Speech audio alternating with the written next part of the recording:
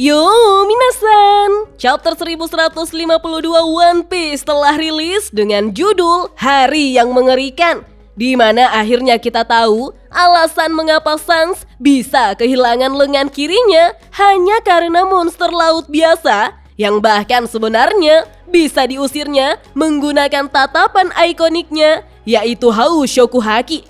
Oh iya, siapa tahu ada yang ingin berdonasi? Silakan klik link Saweria yang ada di deskripsi ya. Pada cover chapter 1152 One Piece dengan judul Anak Oniyamato dan pengembaraan kuil suci Inari bagian ke-36, pengiriman selesai, Kawamatsu sang daimyo dari Hakumai menerima topi Otama. Tertulis pada panel awal, haki abnormal memancar dari kerajaan matahari. Chapter pun dimulai di mana para kru bajak laut raksasa baru selain Gert bergegas ke lift untuk naik ke dunia matahari. Bahkan Stanson menyuruh Hairudin untuk cepat bergerak. Di saat bersamaan, Chopper meminta kepada Luffy agar dia tetap berada di dunia bawah. Karena menurut Chopper, luka yang diterima oleh Gaban terlalu dalam sehingga dia belum bisa dipindahkan. Hal itu pun dipahami oleh Luffy dan menyerahkannya kepada Chopper. Dengan terbata-bata, Gaban memanggil Luffy dan memberitahunya agar berhati-hati dalam menggunakan Haushoku Haki. Karena pada dasarnya, Gorosei dan Holy Knight itu sama sekali bukan makhluk abadi. Mendengar itu, Luffy pun memasang dua tinjunya lalu berterima kasih kepada Gaban. Menurut Luffy, Gaban bisa mengandalkannya karena dia akan menyelamatkan Kolon dan teman-temannya apapun yang terjadi. Mendengar itu, Loki pun menyadari jika dia adalah satu-satunya yang pernah menghadapi para Holy Knight sebelumnya. Bahkan, Loki yakin jika dia bisa mengalahkan para Holy Knight. Sehingga Loki pun minta untuk dibebaskan dan pergi bersama Hairudin. Namun, Hairudin justru bertanya, apakah Loki ingin bertarung demi Elbaf? Seolah-olah Hairudin akan membawa Loki. Di saat bersamaan, Gaban pun mengatakan pada Luffy jika ada krunya yang juga bisa menggunakan Haushoku Haki. Dengan cepat, Sanji pun bertanya pada Gaban, apakah itu dirinya? Karena Sanji sudah menduga bahwa dia tidak akan membiarkan Marimo dan Jinbe merebut posisinya. Sialnya, karena Gaban justru menunjuk Zoro minasan. Gaban berkata jika tubuh Zoro sepertinya sudah terbiasa dengan Haushoku Haki. Zoro pun bertanya, apakah dia punya Haushoku Haki? Membuat Luffy sangat terkejut karena menurut Luffy itu sudah memancar dalam diri Zoro. Gaban pun tampak kesal. Dia berkata jika haki itu adalah kekuatan yang harus dipahami dan dijinakkan. Bahkan Gaban mengingatkan Zoro jika Luffy adalah salah satu dari 4 Yonko. Sehingga Zoro seharusnya penuh kehati-hatian jika berniat melindunginya. Zoro pun mengakui kesalahannya itu minasan. Tiba-tiba Sanji bertanya, bagaimana dengan dirinya? Sialnya lagi, karena di saat bersamaan Loki meneriaki Hairudin sebagai raksasa menyedihkan. Itu dikarenakan Hairudin lebih memilih duduk diam dan membiarkan orang luar menyelamatkan tanah airnya. Padahal Loki juga berada di Elbaf. Terlihat Sanji sampai menghela nafas minasan. Mendengar itu, Hairudin pun emosi dan bertanya, siapa yang bisa menjamin jika Loki tidak akan memihak pada pemerintah dunia? Menurut Hairudin, Loki bisa saja dengan mudah menusuk Elbaf dari belakang lagi. Sama seperti yang Loki lakukan pada hari itu. Jadi, bagaimana bisa Loki berharap agar Hairudin mempercayainya? Di satu sisi, Stanson kembali meneriaki Hairudin untuk bergerak cepat. Karena mereka tidak boleh membiarkan korban terus bertambah di dunia matahari. Lalu tiba-tiba, Luffy pun mengajak Loki untuk bergabung dengan bajak laut topi jerami. Membuat Loki sangat terkejut. Menurut Luffy, jika Loki ingin bergabung, maka Hairudin tidak bisa protes kalau Luffy membebaskannya. Tentu saja Hairudin pun begitu terkejut mendengar ucapan Luffy. Tidak hanya itu, bahkan Zoro menganggap jika perkataan Luffy tidak masuk akal.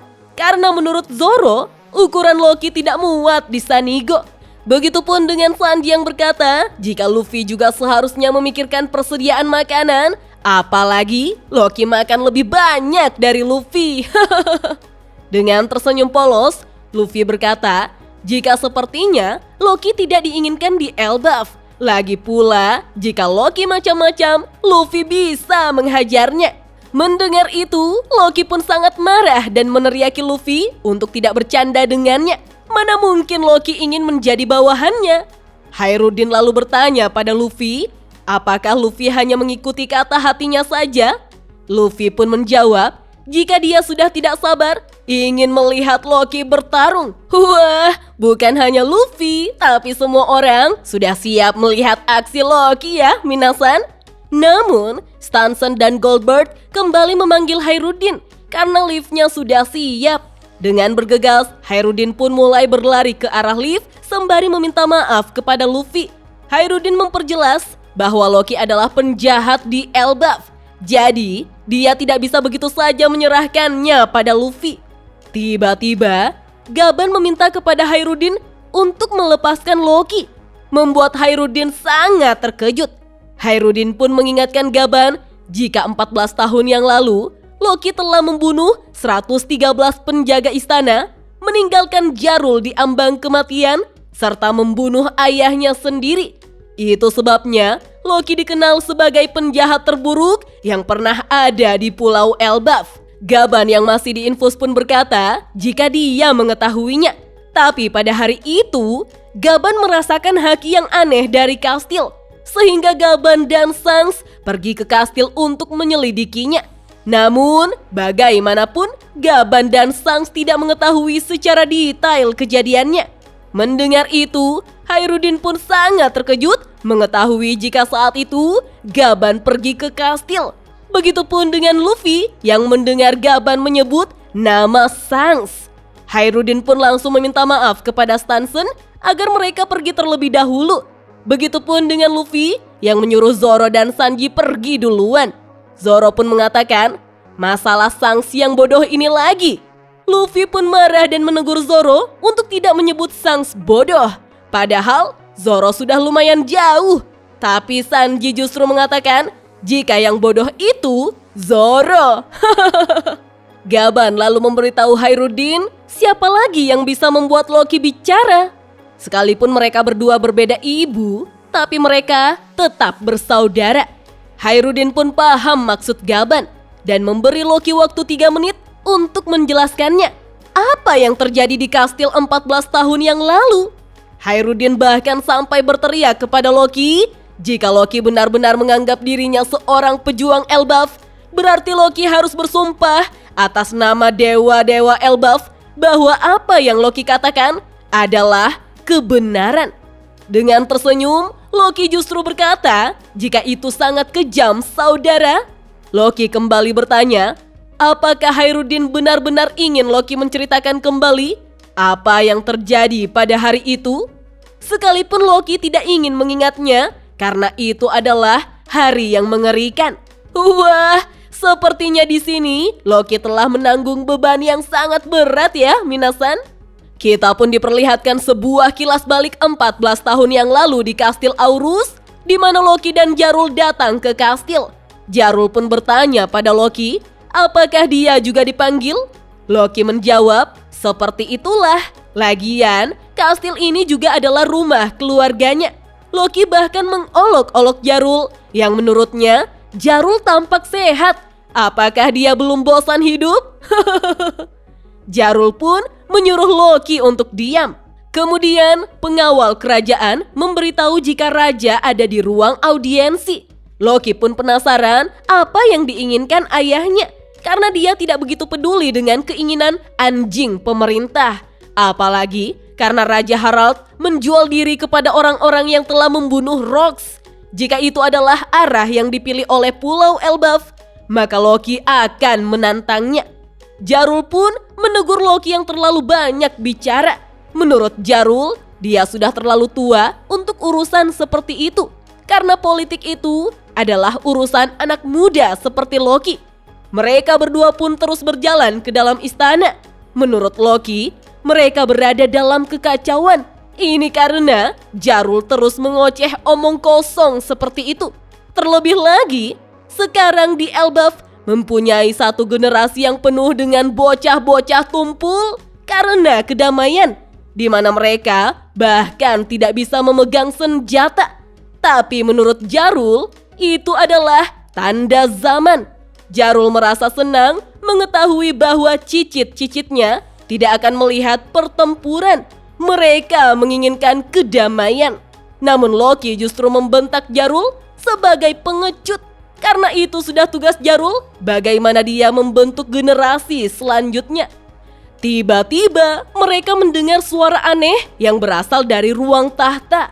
Para pengawal yang menyambut mereka justru ingin menahan mereka dan beralasan jika mereka harus berkonsultasi dulu dengan raja. Namun Loki berkata bahwa raja sendirilah yang memanggilnya datang. Terlebih lagi karena ini adalah rumahnya sendiri.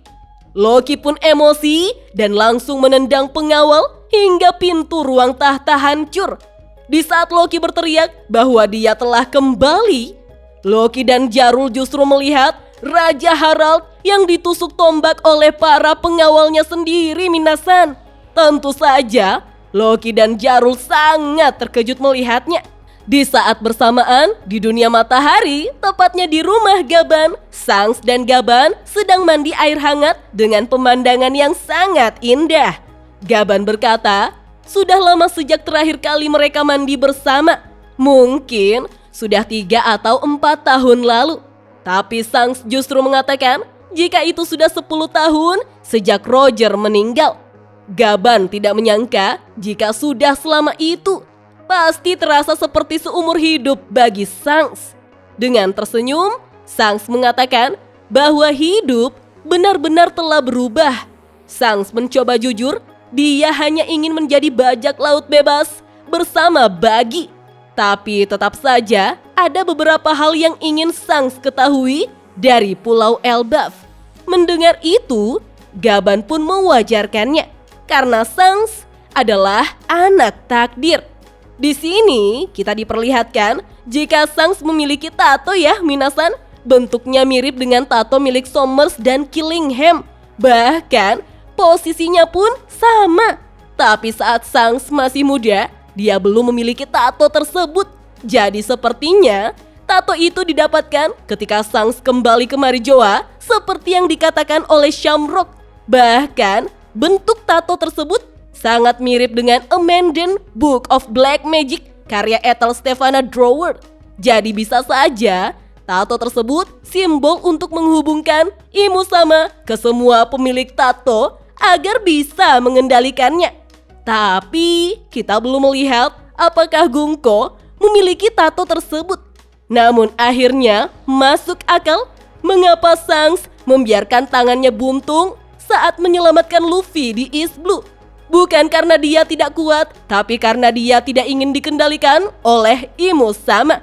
Minimal alasan Sangs masuk akal untuk tidak memicu perang besar saat itu dengan pemerintah dunia. Ripley pun datang menegur Sangs yang sedang mandi. Kemudian mereka bersantai sembari memakan kue lingonberry. Ripley lalu bertanya pada Sangs apakah dia mempunyai cerita seru soal Yasan. Sangs pun mengatakan bahwa setiap kali mereka tiba di sebuah pelabuhan, entah berapa banyak. Namun Gaban langsung menarik pipi Sangs yang seperti karet. Gaban pun emosi dengan mengatakan jika Sangs memang bocah. Kalau Sangs ingin keluar hidup-hidup dari Elbaf, maka Sangs harus menutup mulutnya. Wah, jadi penasaran siapakah yang menang jika Sangs melawan Gaban di usia mudanya. Kemudian Gaban pun bertanya apakah Sangs mengetahui Harald. Dia adalah Raja Elbaf dan warganya menganggapnya seperti dewa. Sangs pun mengiyakannya. Mereka bertemu di Marijoa dan Sangs cukup akrab dengan Harald. Sayangnya, mereka tidak bisa berbicara bebas saat di Marijoa. Tapi, karena saat ini mereka berdua ada di negara yang sama, maka Sangs sangat ingin berbicara dengan Raja Harald sebelum terlambat. Wah, Shanks memang sangat banyak menyimpan rahasia dari awal perjalanan One Piece ya, minasan. Apa maksudnya? Sebelum terlambat. Dan kita pun diperlihatkan haus Shokuhaki yang muncul dari istana. Bahkan, Shanks dan Gaban terkejut ketika merasakannya. Dijelaskanlah bahwa Raja Elbaf yang paling dicintai, Harald Sang Dermawan, kehilangan nyawanya. Para pengawal pun berteriak meminta tolong karena pintu istana tertutup. Bahkan sebuah pedang menancap di kepala Jarul. Seseorang lalu terlihat membuka peti harta karun yang berisi buah iblis terlarang yang diwariskan di Elbaf. Kita kembali dijelaskan bagaimana mungkin orang ini bisa begitu dihormati oleh rakyatnya. Dahulu kala, 109 tahun sebelum hari kejadian, jika kau bertanya pada siapapun, apa hal yang paling menakutkan di lautan? Jawabannya selalu sama, yaitu bajak laut prajurit raksasa. Begitulah keadaan di era itu. Pada zaman itu, bahkan kapal-kapal dari negeri para raksasa memicu ketakutan besar karena reputasi Elbaf. Dia adalah salah satu alasan reputasi itu. Kita pun melihat Dory dan Brogy serta kru bajak laut raksasa yang masih tampak muda minasan, di mana mereka sedang berada di sebuah negara. Ketika Harald mengetahui jika istana tersebut memiliki seorang putri cantik, Harald pun ingin melihatnya. Dengan beringas, Harald langsung menendang raksasa lain hingga istana tersebut ikut hancur. Dia beralasan jika dia terpeleset. Para raksasa lain memohon kepada Harald untuk menghentikannya. Lalu kita kembali dijelaskan jika Raja Harald dari Worldland Elbaf mulai memerintah pada usia 45 tahun, setara 15 tahun dalam usia manusia. Meskipun begitu, Raja Harald secara luar biasa adalah sampah. Putri dan Raja manusia pun sangat ketakutan, di mana Harald tertawa dan bertanya, "Siapa dewa kalian?" Tertulis pada panel akhir, kisah yang tidak pernah terungkap tentang penguasa terkenal Elbaf. Dan chapter 1152 One Piece pun hanya sampai di sini minasan. Wah, apakah benar Sang sengaja kehilangan tangannya agar tidak ingin tubuhnya diambil alih oleh Imusama minasan? Oh iya, minggu depan One Piece tidak libur, yatta. Oke deh, sampai di sini dulu ya. Kita lanjut ngobrol yuk di kolom komentar. Dah.